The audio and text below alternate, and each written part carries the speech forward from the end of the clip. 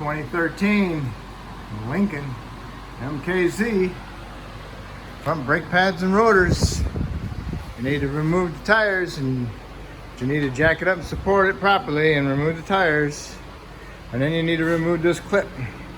Alright, so you need to pry a medium-sized screwdriver in there and just pry it up a little bit, and then you can pull it out. Okay? You save it. Sometimes your pads come with them, you never know. Then you got these two things in the back that cover up the slide pin bolts that go into little boots right here. And you need to get yourself a 7mm Allen to remove the slide pin bolts. Two of them, one here and one here. Okay. Remove those two, and you can take a decent sized screwdriver and go inside here and kind of pry it out a little bit to get some pressure off the piston onto the pads, the rotor. Okay.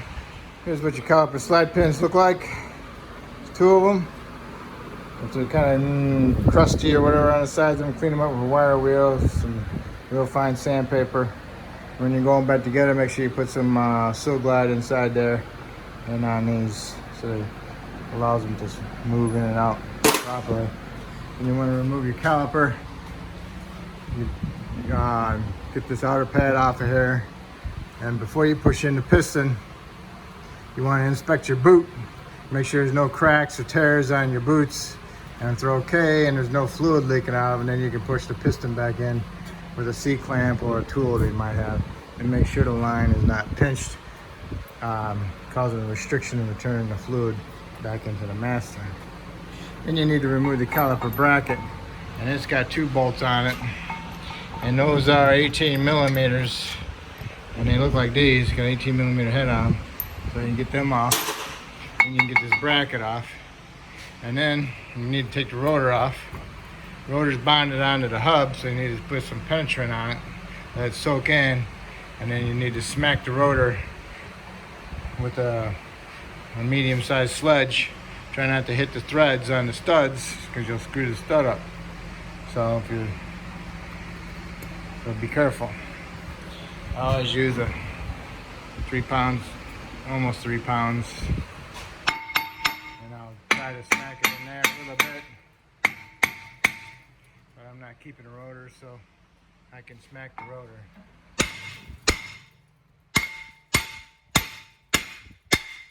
Vibration and all that makes them loose.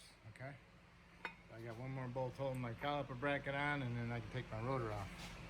Okay, I got the rotor off. Now you see here, this is the hub. It's a stepped hub. This is lower than this. These are higher on the inside and the outside, and this is lower. So you know, all this rust in here, you need to clean all this up, make it nice and shiny. Do not remove any metal. Just make sure you get the rust off of there, the deposits, because rust expands and it will cause the rotor to not sit true, flat.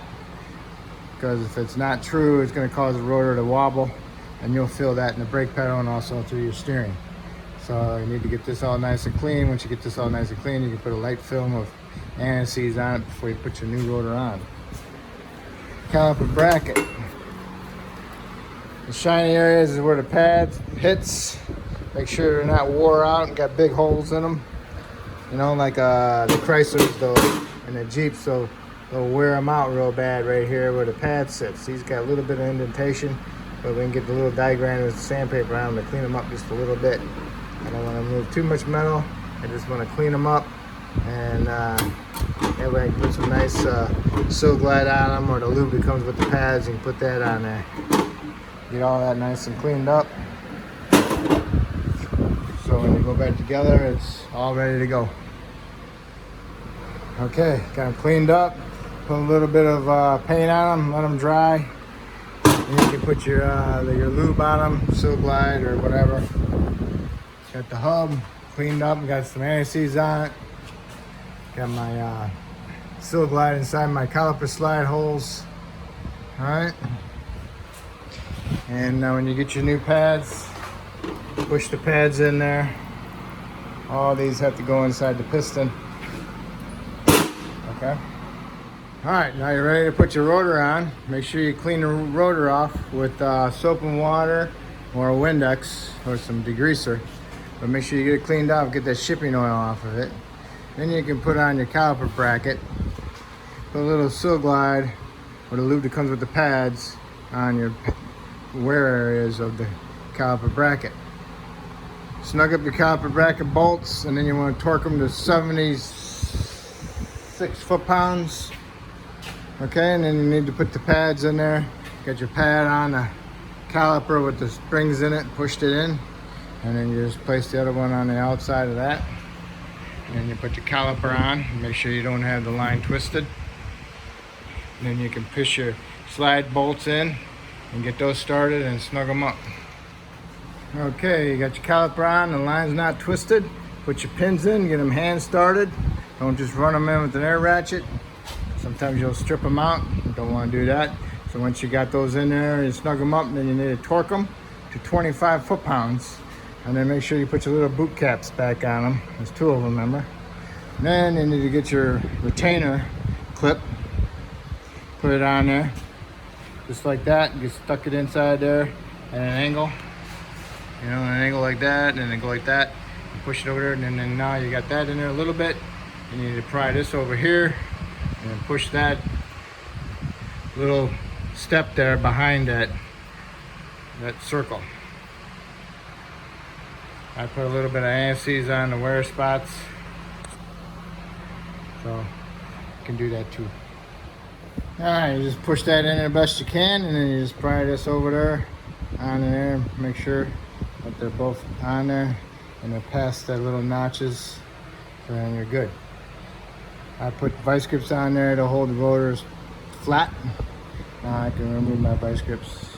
I just put them on there lightly. I don't screw up the threads. Okay, do the other side exactly the same way and torque it the same way. And then what you need to do is you can put your tires on and you can torque them to 100 foot-pounds. Supposed to be like 90. Torque them 100 foot-pounds. Lower down to the ground, go inside the vehicle, start it up, push the pedal to the floor a couple times, make sure you got a good firm pedal. Shut it off, go inside the hood, wipe off the reservoir cap, inspect the level. If the level's fine, then you're good. If it needs to be topped off, make sure you look at the cap, see what the fluid spec is on it. Could be 4 or 3, and I'm not there yet myself. But anyway, top it off, put the cap back on, go back inside the vehicle, start it up, make sure you got a good firm pedal you're satisfied with. And you want to do that before you put it in drive or reverse, because if you don't pump up your pedal before you put it in drive or reverse, you're not going to have any brakes. So just remember that. Okay, so if I helped you to do these brakes, these front brakes, that's great. Maybe you can help me out by subscribing. If you already have, I appreciate it, and I want to thank you.